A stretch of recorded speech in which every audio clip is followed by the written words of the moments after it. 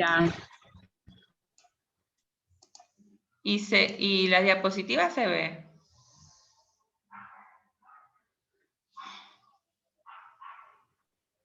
Ya. Ok. Entonces, en las pruebas, ustedes saben que siempre cuando hacen pruebas de aglutinación, de floculación o este tipo de pruebas que son macroscópicas, que usted las necesita ver, bueno, al igual que todo, tienen que ponerle un control positivo y un control negativo. Porque esto es lo que le va a dar la referencia a ustedes de cómo se ve una prueba positiva y una negativa. Y más aún en un BDRL. El BDRL tiene la particularidad, para mi concepto, de ser una prueba que no es muy fácil realizar el reporte. Sobre todo los BDRLs que tienen títulos muy bajos o hay unos que le dicen reactor débil. Entonces necesitamos, hasta que nos acostumbremos a saber, porque eso también uno se acostumbra, como todo, a saber cuándo está una prueba de BDRL positiva, hay que ponerle los controles. Nunca hagan esta prueba si no están seguros sin el control positivo y sin el negativo, porque por la razón que ya les mencioné anteriormente.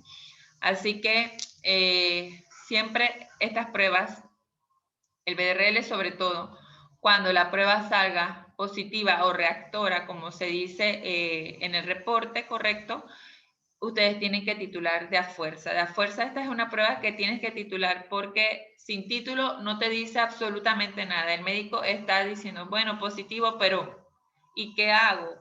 ¿Cómo está el paciente? ¿En qué momento de la enfermedad está? Así que sí se hace súper necesario realizar la titulación. El RPR prácticamente tiene la misma base en el fundamento, solamente que vamos a trabajar, en vez de partículas transparentes, vamos a trabajar con partículas que tienen carbón, y así se puede ver la floculación a simple vista sin necesidad de un microscopio, porque en el BDRL sí necesitamos el microscopio en objetivo de 10 para poder ver la reacción. En las reacciones de inmunoprecipitación, las que más utilizamos son este tipo de pruebas donde se evidencia la reacción antígeno-anticuerpo. En la inmunodifusión radial, nosotros vamos a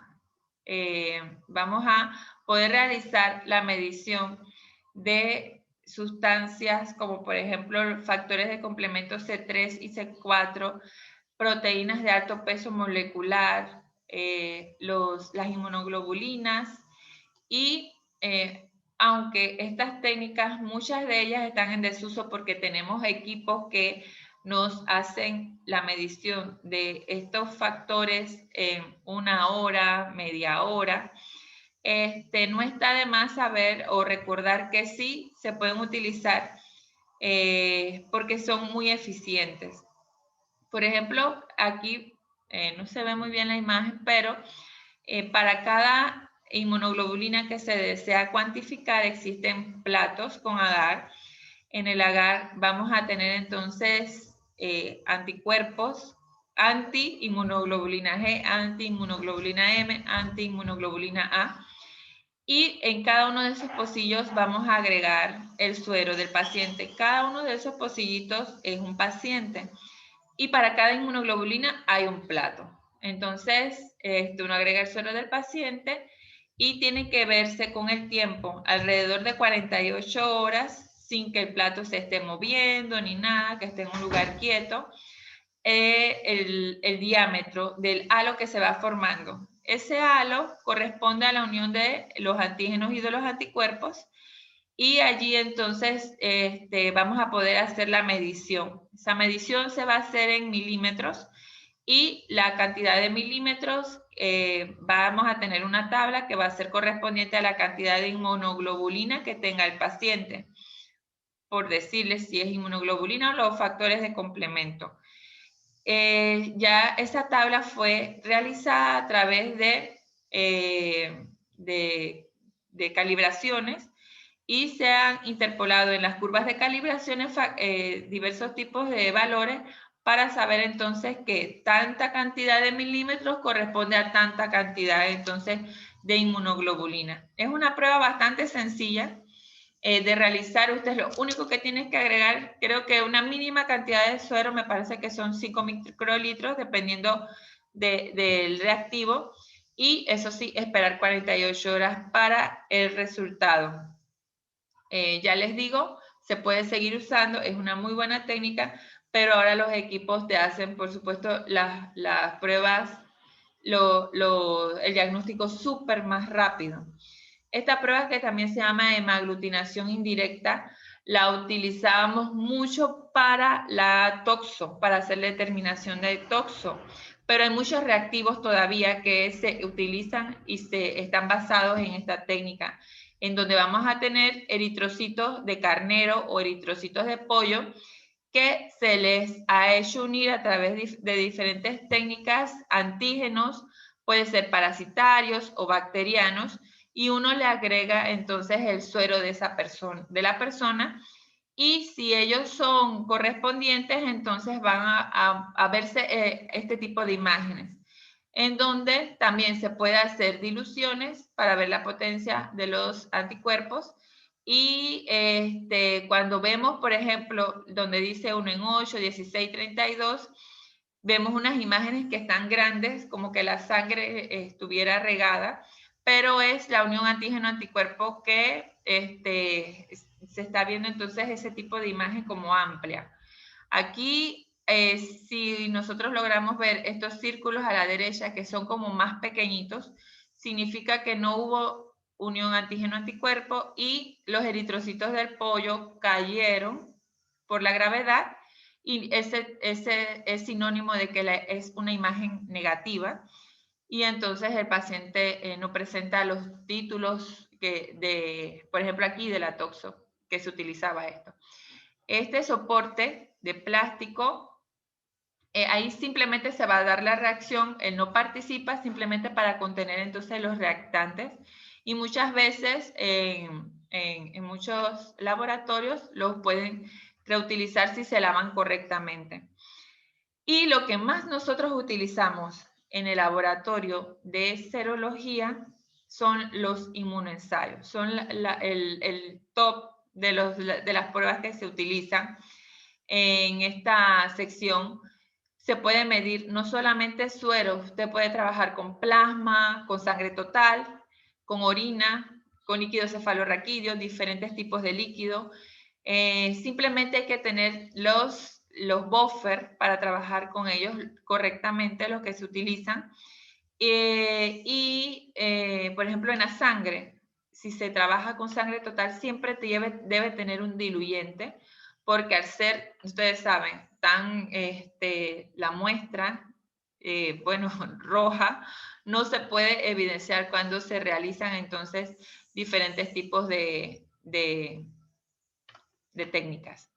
Existe una técnica que se llama RAS, que se llama Test Radioalergeno Absorbancia. En esta técnica está basada principalmente para poder determinar las inmunoglobulinas totales de tipo IgG. IgG, no, es IgE, que son las inmunoglobulinas que vamos a fabricar cuando tenemos algún tipo de reacción alérgica. Entonces podemos determinar con este tipo de técnica inmunoglobulinas de tipo IgE totales o inmunoglobulinas IgE específicas para cada tipo entonces de reacción.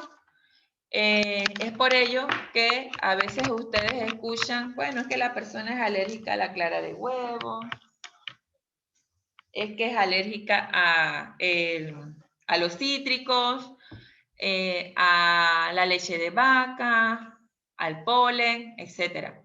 Entonces, eso se logra saber con un análisis de sangre y rastrear entonces las inmunoglobulinas específicas para cada persona. Muchas veces se hacen en equipos solamente diseñados para ellas, pero también se utilizan en equipos convencionales para la medición de muchas pruebas serológicas.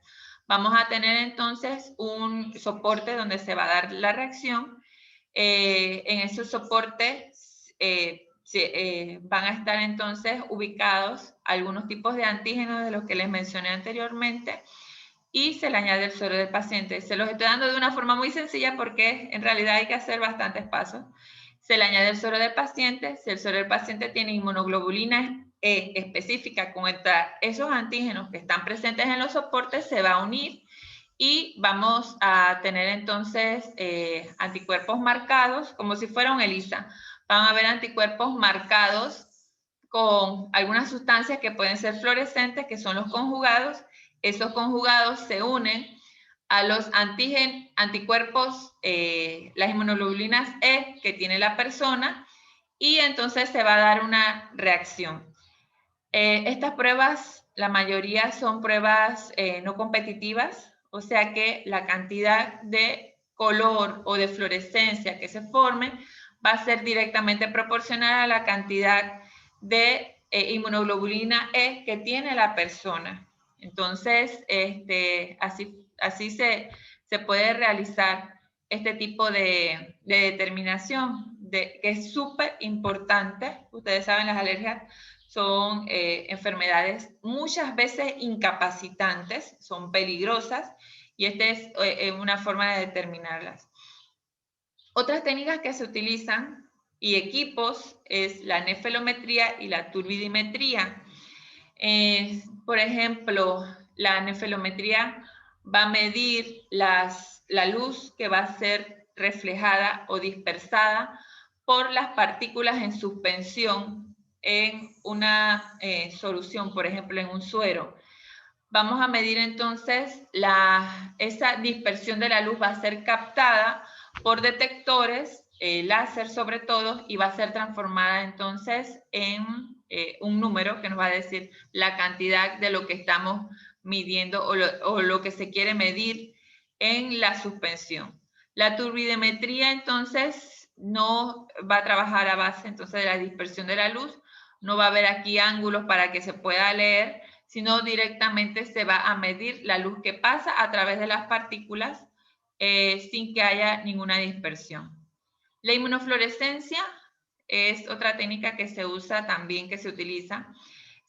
Sería muy bueno que usted trabajara en un lugar en donde pudiera realizar todo este tipo de técnicas, porque como hay una gran... las enfermedades inmunológicas son muy amplias, necesitamos diferentes técnicas para poder entonces captarlas. Y la inmunofluorescencia es una, ya sea directa o indirecta, el resultado es el mismo, solamente que el procedimiento va a cambiar un poquito y en la indirecta va a tener que hacer un par de lavados más que la directa, pero la indirecta, como se hace esos lavados más, es más... diría yo, no más específica, pero sí es un poco más sensible. Ya tengo el internet inestable otra vez. Entonces, usted puede determinar una gran cantidad de partículas, o sea, de virus o de bacterias que estén presentes en diferentes muestras de los pacientes. Vamos a tener esas muestras van a estar cargadas de antígenos y se pueden colocar esas muestras en portaobjetos. Los portaobjetos no tienen, simplemente es un soporte también, como el de la toxo, son soportes, no van a estar involucrados en la reacción, solamente se va a dar allí la reacción. Y en la muestra de los pacientes están, por ejemplo, los antígenos de tal virus. ¿Qué vamos a hacer? Vamos a tener reactivos y los reactivos van a tener entonces anticuerpos que están marcados con fluorocromos y esos anticuerpos son específicos para cada uno de los antígenos. Si están los antígenos presentes, los anticuerpos se pegan a esos antígenos y ellos van a estar marcados con el fluorocromo. Necesitamos entonces un microscopio, por supuesto, de fluorescencia para poder entonces realizar las lecturas. Y un cuarto oscuro para poder entonces también realizar mejor la técnica. Es una prueba muy bonita y con el tiempo se hace también muy rápido el procedimiento lo puedes realizar rápidamente. En las pruebas de ELISA, que son las pruebas que se utilizan muchísimo en diversos tipos de infecciones, ya ustedes saben que aquí vamos a trabajar con conjugados en donde son en su mayoría anticuerpos que están marcados con enzimas. Y tenemos diferentes tipos de ELISA. Está el ELISA indirecto que va a medir anticuerpos del paciente y a eso entonces se les va a unir los conjugados y la cantidad. Esta es una prueba en donde es directamente proporcional la cantidad de color que se produzca va a ser directamente proporcional a la cantidad de anticuerpos que tenga el paciente. En los ELISA de competencia vamos a trabajar el anticuerpo del paciente compite con anticuerpos que tiene entonces, que están marcados, que están en los reactivos de lo que se desea determinar. Este tipo de prueba, la medición que se realiza es inversamente proporcional. A mayor cantidad de color que se forme, menor es la cantidad de anticuerpos que están presentes entonces en el suero de la persona y viceversa. Y en los de captura, que se les conoce como los sándwiches, esos anticuerpos sí también, la medición de los anticuerpos o de los antígenos que están presentes en el suero del paciente es directamente proporcional a la cantidad entonces de los mismos, porque es un ELISA en donde no vamos a tener ningún tipo de competencia. En las técnicas de ELFA es prácticamente un ELISA, sin embargo, el conjugado va a estar unido al anticuerpo, es el fluorocromo. No son enzimas, sino va a ser el fluorocromo. Esta técnica prácticamente, si uno la busca en internet, las buscas en muchos lados, va a estar ligada a una casa comercial específica que se llama Biomerex. Es una casa francesa, pero o sea, la calidad de las pruebas que ellos producen es súper alta y trabajan con equipos como este que les muestro aquí que se llama Vidas. Este es un equipo muy bueno, sin embargo, son reactivos muy costosos y también son algo lentos. Cuando les digo lentos, les estoy diciendo que una prueba sale en 2 horas, 3 horas, así que de repente no es tan lento como por así decirlo, pero hay reactivos, equipos que son mucho más rápidos y cuando tú tienes una gran cantidad de pacientes que sacar, necesitas equipos rápidos. Pero sin embargo sí son súper buenos, tienen, ya les digo, un control de calidad muy amplio. Trabaja en base a la parte de arriba son unos conos, unos conitos, y las de abajo son unos cartuchos. En los conos va a estar dada se va a dar toda la reacción, porque ese es el soporte de la reacción. Los cartuchos que ven acá abajo, donde el señor está agregando la muestra del paciente, ahí están colocados las soluciones de lavado, ¿qué más va a estar allí? Los detergentes, esas cosas, ahí no se va a dar la reacción, sino que se va a dar en los conos.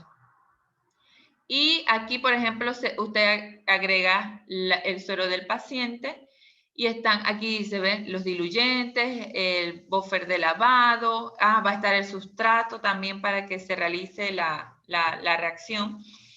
Y se va a medir entonces un rayo láser, va a pasar en el último cosito que está ahí del cartucho y va a medir entonces la cantidad de fluorescencia que se va a emitir. Es prácticamente un ELISA, solamente que también va a tener conjugado en un fluorocromo y eso hace que sea mucho mejor, que se dé mucho mejor la reacción, que sea mucho más específica.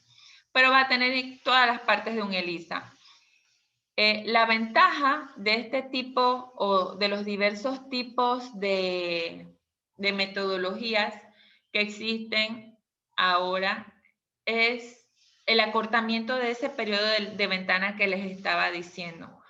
Por ejemplo, chicos, miren aquí en esta diapositiva donde dice IgG anti-HIV. Para la medición de estas de este tipo de molécula, tienes que esperar alrededor de 4 semanas para poder realizar esta medición en algunos reactivos. Si quieren medir anticuerpos de tipo IgM, ubíquense allí, IgM, anti-HIV, tienes que estar alrededor de las 3 semanas y media después de la infección del paciente. Alrededor de las 3 semanas y media, diría yo que casi 4 también, para poder realizar entonces la detección de la parte que tiene que ver con los anticuerpos del paciente, la fabricación de esos anticuerpos.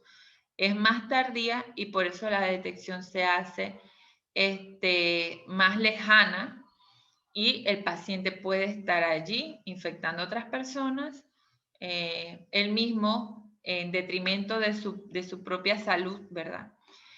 Pero existen otro tipo de metodologías también que te dan la detección de los mismos antígenos.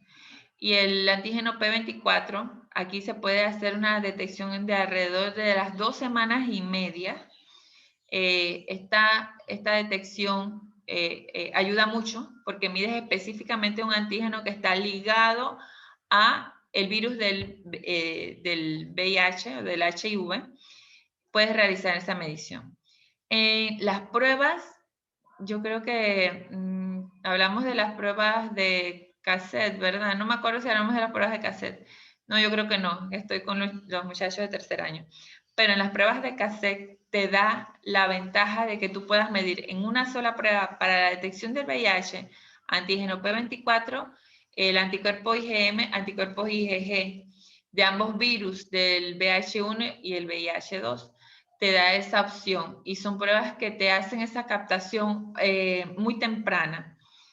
Ahora, por ejemplo, para el diagnóstico de esta enfermedad en un área como lo es banco de sangre, se hace aún más necesario que el periodo de ventana se acorte mucho más, el periodo de detección se acorte mucho más, porque esa sangre, si está contaminada, podemos entonces contaminar a otras personas. Así que se tiene que hacer la detección súper más temprana. Y para eso sí existen pruebas. Hay una prueba que se llama NAT. Esa prueba detecta directamente las partículas del material genómico del virus y te acorta la detección hasta 5 días. Entonces, están este tipo de pruebas estandarizadas para el laboratorio de banco de sangre. Y son, ya les digo, son muy importantes realizarlas. Aquí en Panamá está por ley la realización de este tipo de serología para determinar entonces este virus y que se le tiene que colocar entonces al paciente. El suero del paciente debe pasar por este tipo de metodología, el NAT, para poder entonces saber que tenemos una sangre completamente segura. Se acorta muchísimo, ya le digo, 5 días que usted logre medir una persona infectada con el HIV es un periodo súper corto y así tenemos entonces una sangre más segura. Cuando demos banco se van a dar cuenta que la sangre no es segura, de todas maneras no es segura cuando usted hace un trasplante porque la sangre es un tejido, así que cuando usted recibe sangre, es la donación de sangre, usted es el receptor, le están haciendo un trasplante de sangre.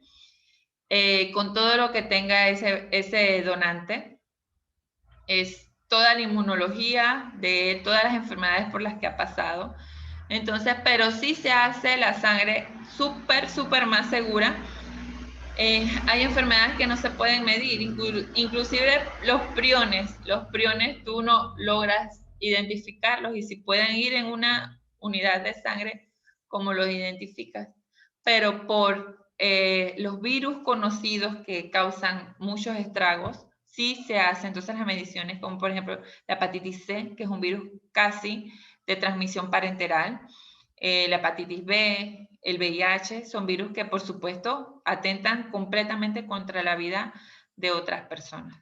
Entonces, por medio del ELFA, usted puede hacer un diagnóstico completo de todas las enfermedades inmunológicas y otro tipo de enfermedades, en donde también se puede hacer esta reacción antígeno-anticuerpo. Los autoanticuerpos es otro tema, es un tema muy complejo. Les decía yo, me parece, que cuando estaba en el hospital teníamos un libro que era como un directorio telefónico, como los que habían antes, los directorios telefónicos. Mejor hablo de Biblia, súper grueso, y cada vez que pasaban las páginas eran cantidades de autoanticuerpos que se podían determinar. Estos anticuerpos, por ejemplo, el ANA, que es la medición de los anticuerpos antinucleares, anti-DNA, ANCA, o sea, hay una cantidad inmensa, los antimúsculo liso, los antimitocondriales, todo ese tipo de anticuerpos, autoanticuerpos que se puedan medir van a estar ligados a diferentes enfermedades autoinmunes que se produzcan en algún periodo de la persona. Muchas veces estas enfermedades cuando las personas van aumentando en su edad, es que se van produciendo y se van a ir detectando. No todas son de origen hereditario, por así decirlo, pero sí todas tienen una base genética, y esa base genética, por supuesto, que va a estar ligada a los factores ambientales para que se produzcan muchas de estas enfermedades autoinmunes, que son, ya les digo, son muchas veces incapacitantes.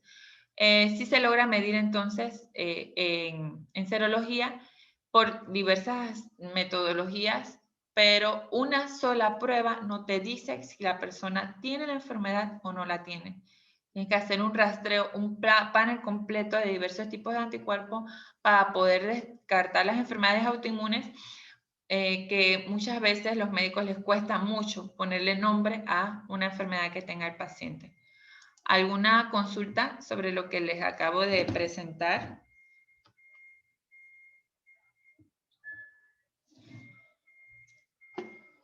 No, chicos. Miren lo que tienen que hacer. ¿Están allí?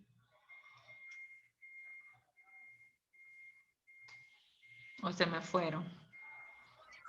Sí, profe. Ajá, miren.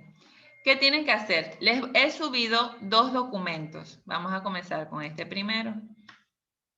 Vamos a verlo. Este documento que tengo aquí es el catálogo de pruebas, pero este era que tiene el Gorgas. Pienso que ya lo han modificado, pero este es el que tengo por el momento. Este es el catálogo de pruebas que realiza el Gorgas. De unas cuantas que realizan, no de todas. En este catálogo, ellos hacen una imagen, nos dan una imagen sobre las pruebas que ellos están entonces realizando allí. ¿Por qué metodología la realizan y qué tipo de microorganismos entonces ellos van a identificar? Por ejemplo, aquí vamos a ver arbovirosis. Aquí hay diferentes virus que detectan. Por ejemplo, aquí dice el virus del Nilo occidental, la fiebre amarilla, alfavirus y flavivirus. Te dicen por qué metodología. En este caso, todas estas aquí tienen que ver con biología molecular. Nos dan primero una descripción de lo que es el virus que se quiere determinar o la bacteria, la metodología que se utiliza, en qué unidades se va a realizar el reporte.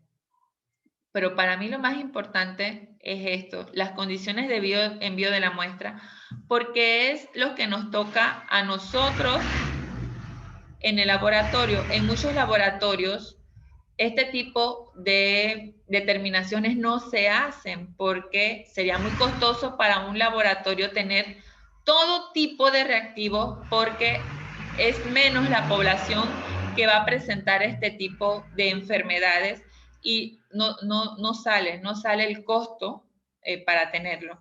Entonces existen centros de referencia o laboratorios de referencia que sí cuentan con estos reactivos y los demás laboratorios mandan a esos centros de referencia las muestras de los pacientes para que ellos los realicen, porque precisamente de eso es que se van a encargar.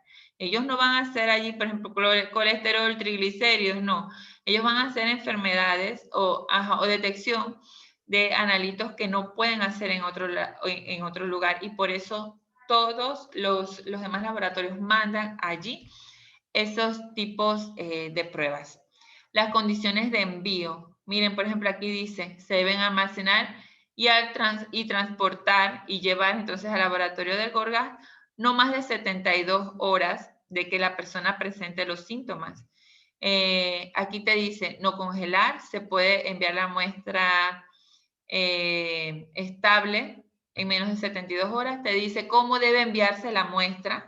Bloques de hielo son unos packs que uno puede congelar y guardan muy bien la temperatura.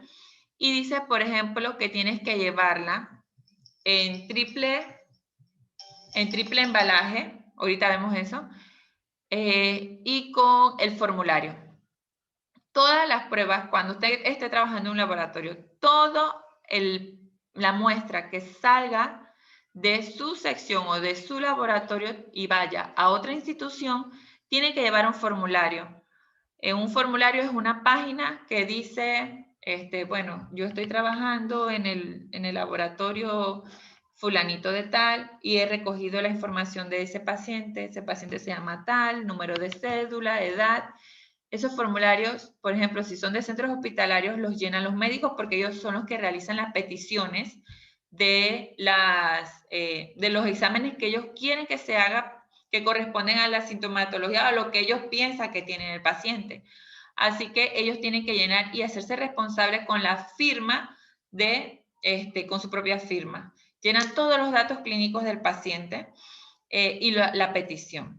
Nosotros, ¿qué tenemos que hacer? Si el médico ha llenado eso, corroborar que los datos que estén escritos en las páginas sean los correctos y que estén escritos en los tubos de muestra del suero, heces, orina, lo que sea. Debe estar igualito, por supuesto. Debemos también saber que la muestra que nosotros enviamos, porque ahí dice tipo de muestra, suero colectado en periodo agudo, este es para arbovirosis. En caso de fallecidos, hígado, riñón, vaso, cerebro. O sea que nosotros tenemos que saber las muestras correctas para tal examen.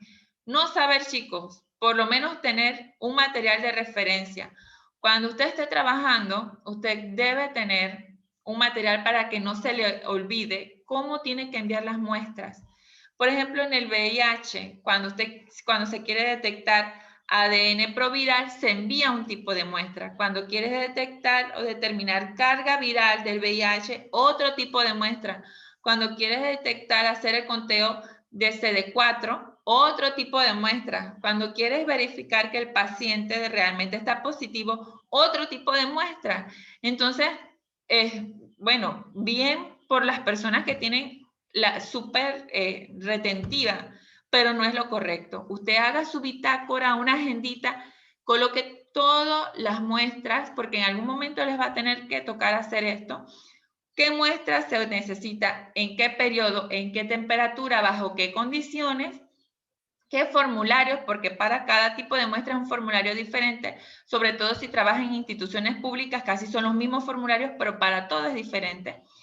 Y usted tiene que tener todo ese cuidado, hacerlo todo correctamente, porque si nosotros nos saltamos o hacemos un paso mal, cuando eso llega a la recepción, por ejemplo, del Gorgas, el Gorgas, ellos, por supuesto, no les queda de otra que descartarlo, rechazar la muestra si hacemos algo mal. Y eso redunda directamente en la mejoría del paciente. Así que el laboratorio cumple una parte muy importante en esto que tiene que ver con el envío de muestras a diferentes laboratorios de referencia. Hay unos que están en el extranjero y también hay que hacerse correctamente, en algún momento les va a tocar. Por eso quiero que vean esto. El tiempo de entrega de resultados. El departamento, creo que en algunos dice, otros no. Por ejemplo, esta de los arbovirus va para un departamento o una sección que se llama virología dentro del Gorgas. Dice la tasa, o sea, el costo de lo que cuesta cada cosa. pero esto es para pacientes, a veces que los exámenes se los mandan por hospitales privados, etc.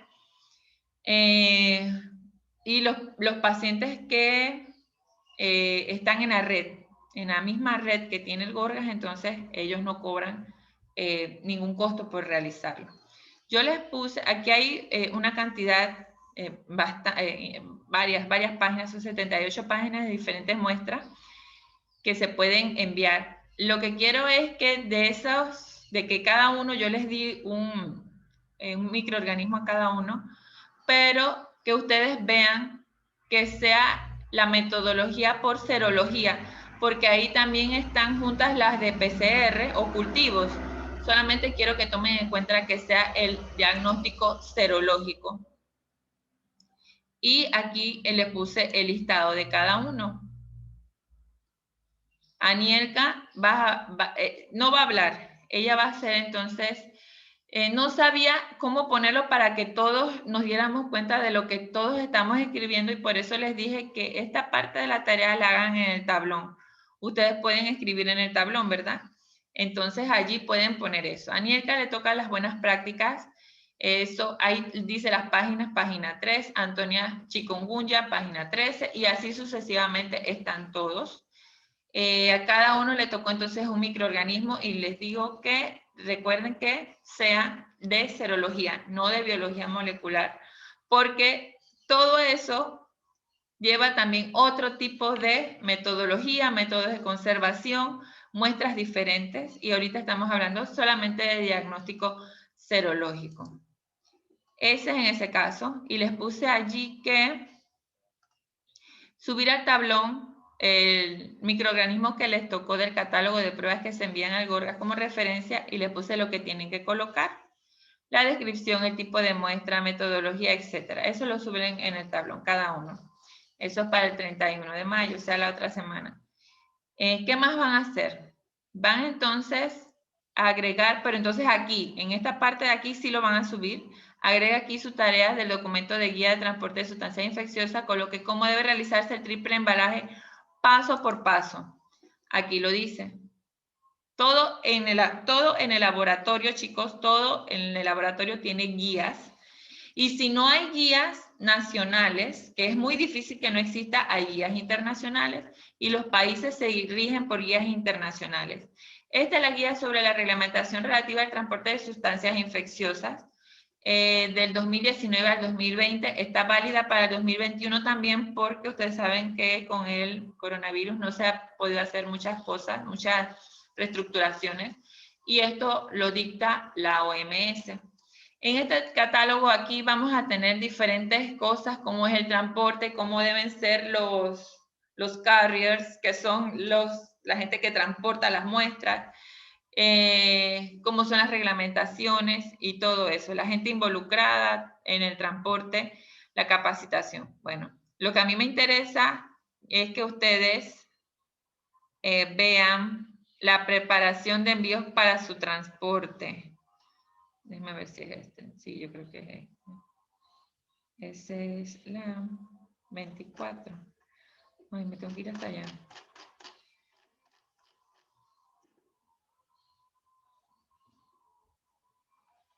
A ver si quiere cargar, porque está...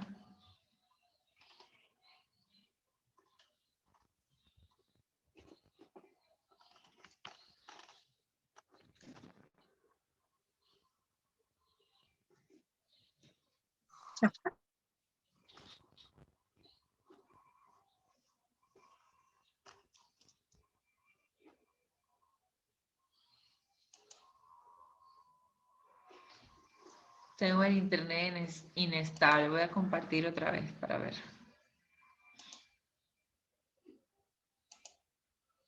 Acá nos sale que su ancho de banda es muy bajo. Sí, no sé qué pasa hoy. Qué raro. Si no cayó ningún rayo. Y de aquí no me carga más nada. Chicos, les voy a hablar, pues, porque no puedo encontrar la figurita. El triple embalaje es la forma correcta de hacer envíos de un sitio al otro. ¿En qué consiste? Que la muestra va a estar separada del de la persona que las manipula o las transporta por 3 veces. Por eso se dice triple embalaje. El primer embalaje va a ser el tubo o el frasco que contiene la muestra. Puede ser el tubo de BH si es un hemograma, puede ser un tubo químico, puede ser un envase de urinálisis. Todos esos son es el primer embalaje, perdón. Ese es el primer embalaje. Debe estar bien cerrado, bien sellado. Si son de tapa rosca, usted debe entonces enroscarlo bien, por supuesto. Vamos a tener entonces un segundo embalaje. El segundo embalaje es la bolsa, si es una bolsa. Hay unas bolsas especiales de bioseguridad que están en todos los laboratorios clínicos, donde una vez que usted coloca el tubo adentro, se cierran herméticamente y la única forma de poder sacar el tubo es rompiendo la bolsa. No hay otra forma. Esa es una forma. Hay personas o hay procedimientos que te exigen que cuando usted coloca el tubo dentro de esa bolsa o dentro de otro contenedor rígido, porque así lo puede hacer, ese tubo debe estar envuelto por un material absorbente, que puede ser papel toalla. Coloca el tubo. Antes de hacer cualquier cosa, usted debe saber bien, debe leer bien la muestra, el rótulo que tenga, la muestra del paciente, que coincida completamente con el formulario que tiene el paciente de envío. Va a tener el tubo, va a colocarle un material absorbente que es papel toalla alrededor, lo coloca en el segundo embalaje, que puede ser una bolsa, pero se recomienda que sea un material rígido. El material rígido puede ser, ustedes han visto los envases de orina, de las tiras de orina, que son negros, la mayoría negros o blancos, que tienen una tapa que puede ser rosca o puede ser a presión. Esos son algunos de los segundos embalajes que se utiliza, el segundo embalaje. El tercer embalaje va a estar dado entonces por, puede ser un cartucho o una otra bolsa que se utiliza también. Lo que se quiere es que la muestra esté 3 veces separada de la persona que la recibe o la que realiza el embalaje. Ahí en la página, aquí en la página 24, van a estar entonces la información sobre el embalaje. Déjenme ver si carga. Ajá. Aquí está. En la página 25, sistema básico de embalaje, se llama envasado triple. Aquí están las especificaciones. Quiero que lean este documento. Nada más son como 1 o 2 páginas. Y que me digan cómo se realiza el triple embalaje. Esa información entonces ustedes la pueden colocar en un Word, un PDF, como ustedes quieran, y que me digan cómo se realiza. Si quieren buscar una imagen en Google, lo pueden hacer y de allí entonces me hacen la referencia. Miren aquí. Dice que el recipiente primario va a ser entonces el tubo o el envase de la orina. Y ese envase debe ser entonces, debe estar cubierto del material absorbente.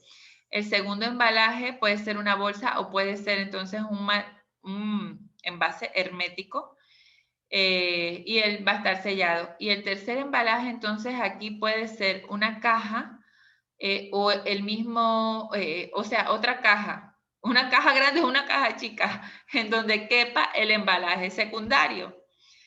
El formulario del paciente, donde el doctor escribió todo lo que le pide, no debe tener contacto con la muestra.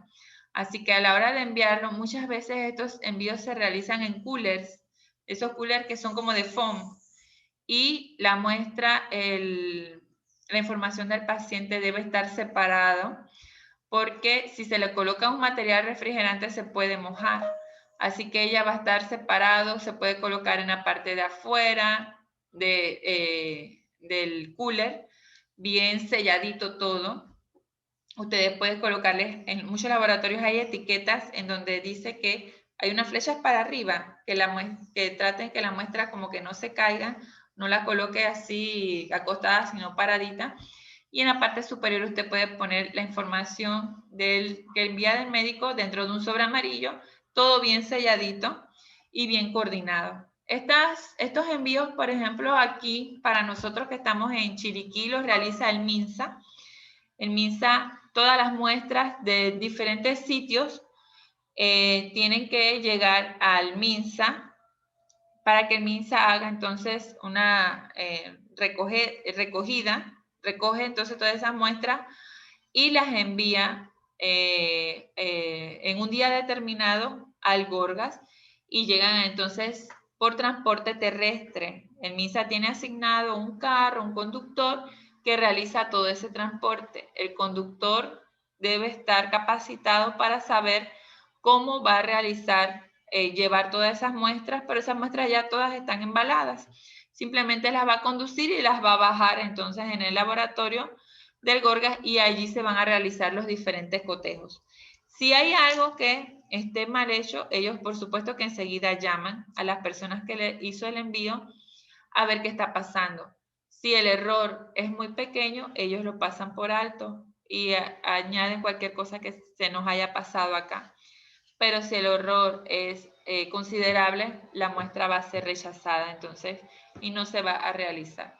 Entonces, esto es lo que usted tiene que hacer. Si usted envía alguna muestra, por ejemplo, si se le acabó a usted el colesterol triglicérido y usted lo va a llevar a otro laboratorio para que se lo hagan, trate de hacerlo de esta forma. Eso se llama triple embalaje. Esto es lo correcto que tendría que hacer. No llevarse el tubo de sangre en el bolsillo del pantalón. Eso es totalmente incorrecto, inaceptable. Esta es la forma correcta que hay que realizarlo. Entonces, ¿ustedes qué hacen aquí? Van a... Ay, el internet, Dios mío.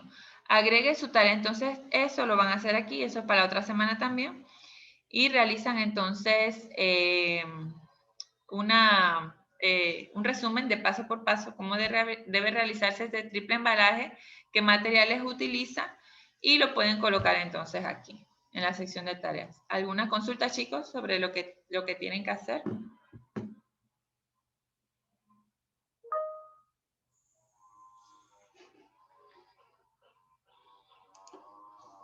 ¿Consultas?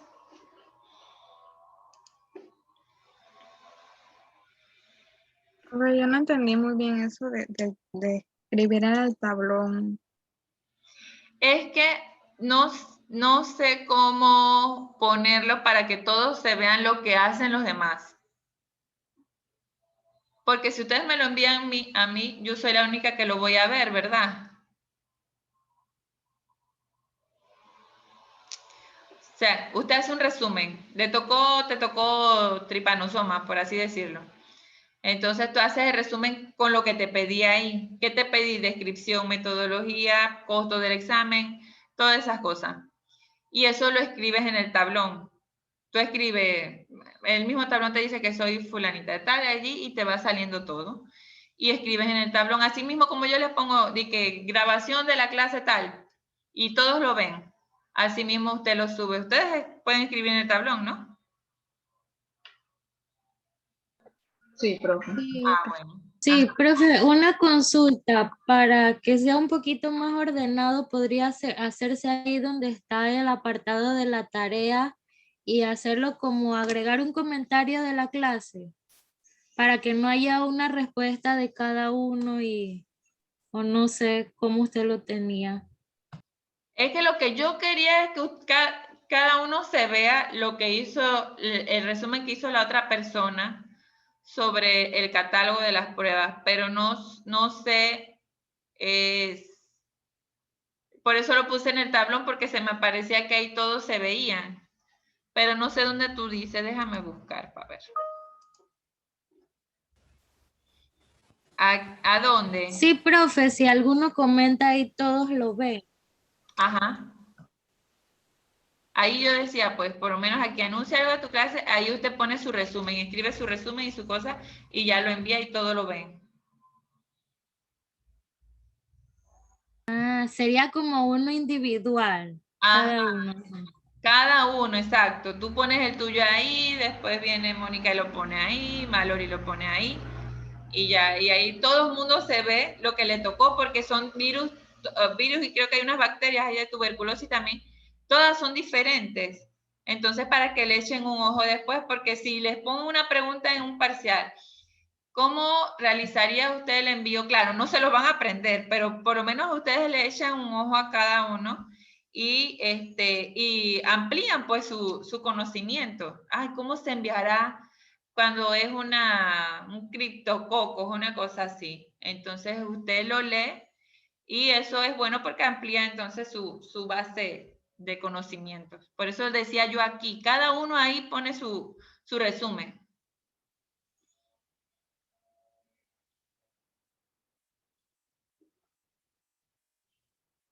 ¿Sí?